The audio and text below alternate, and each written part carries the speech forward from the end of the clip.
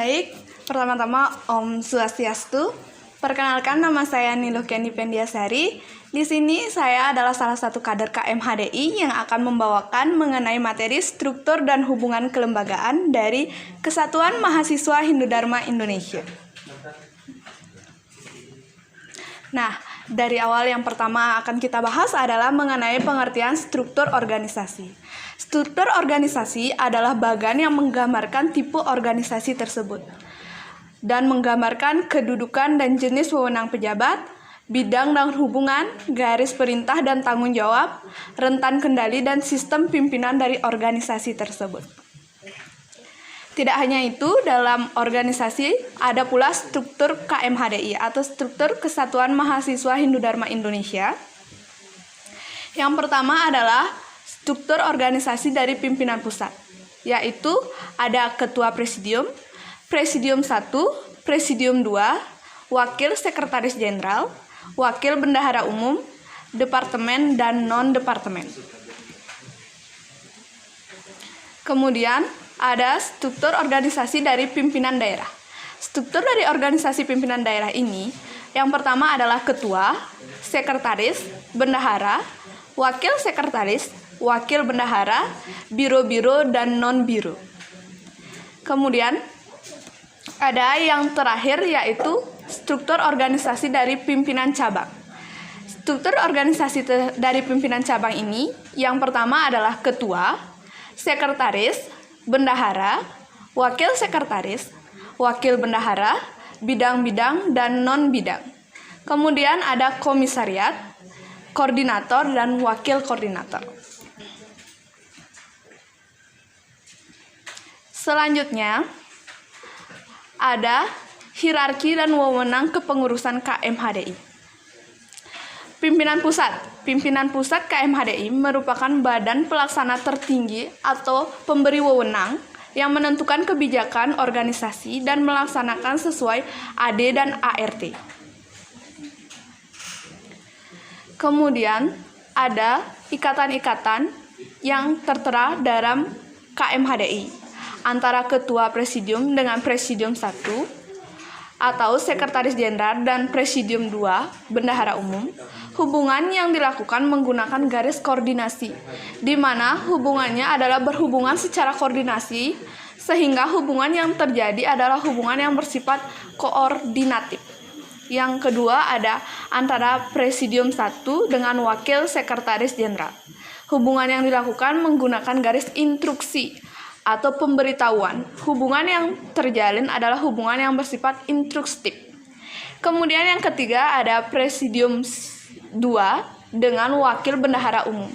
Hubungan yang terjalin mengenai hubungan garis instruksi, di mana pemberitahuan atau perintah. Hubungan yang terjalin adalah hubungan yang bersifat instruktif. Kemudian yang keempat ada antara Ketua Presidium dengan Departemen dan Non-departemen.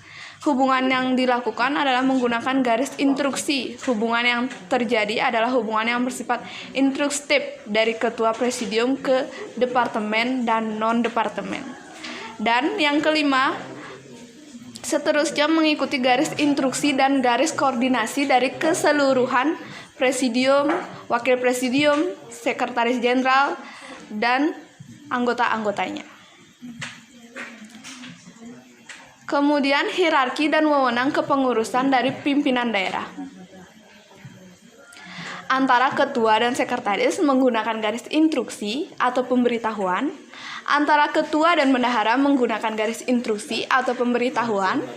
Antara sekretaris dan bendahara menggunakan garis koordinasi atau saling mengingatkan, saling memberitahu, dan saling mensupport satu sama lain. Yang kemudian ada antara sekretaris dan bendahara biro adalah garis koordinasi. Yang selanjutnya antara ketua dengan biro dan non-biro adalah garis instruksi atau pemberitahuan. Kemudian ada hierarki dan wewenang kepengurusan KMHDI dari pimpinan cabang. Antara ketua dan sekretaris menggunakan garis instruksi atau pemberitahuan. Kemudian antara ketua dan bendahara menggunakan garis instruksi atau pemberitahuan. Yang ketiga, antara sekretaris dan bendahara menggunakan garis koordinasi atau sama-sama saling mengingatkan. Yang keempat, ada antara ketua dengan bidang atau non-bidang menggunakan garis instruksi atau pemberitahuan, dan seterusnya mengikuti garis instruksi dan koordinasi dari pimpinan cabang. Kemudian ada hierarki dan wewenang kepengurusan KMHDI dan hubungan antara pimpinan pusat, pimpinan daerah, pimpinan cabang, dan komisariat. Ada beberapa hubungan dalam KMHDI. Yang pertama antara pimpinan pusat dengan pimpinan daerah. Kemudian ada dari pimpinan pusat dengan pimpinan cabang. Ada dari pimpinan daerah dengan pimpinan cabang. Ada dari pimpinan cabang dengan komisariat. Itu adalah hubungan-hubungan dalam pimpinan pusat, pimpinan daerah, pimpinan cabang, dan komisariat. Hubungan kelembagaan. Ada beberapa hubungan kelembagaan dalam organisasi KMHDI. Yang pertama adalah KMHDI dengan individu.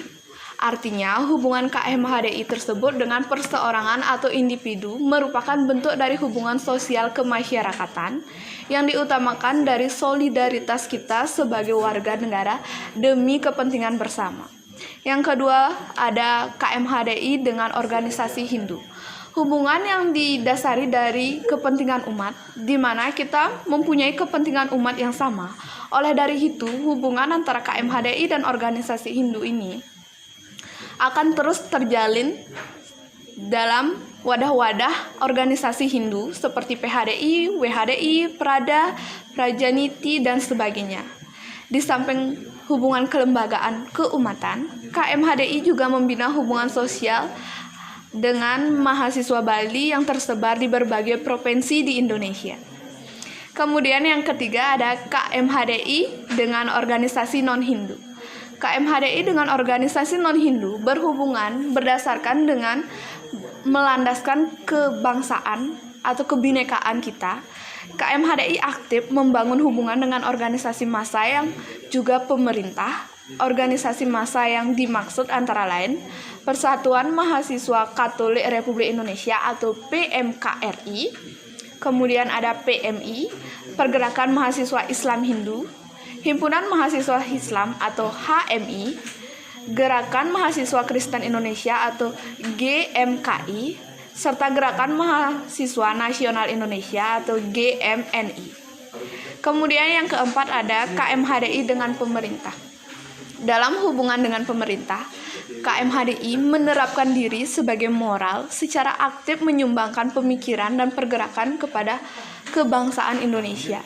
Jadi itu tadi adalah hubungan-hubungan KMHDI, baik hubungan dengan individu, hubungan dengan organisasi Hindu, hubungan dengan organisasi non-Hindu, dan hubungan KMHDI dengan pemerintah. Nah, itu tadi materi yang dapat saya sampaikan. Saya akhiri penyampaian materi ini dengan memohon maaf apabila ada kesalahan, dan saya tutup dengan Parama Santi. Om Santi Santi Santi.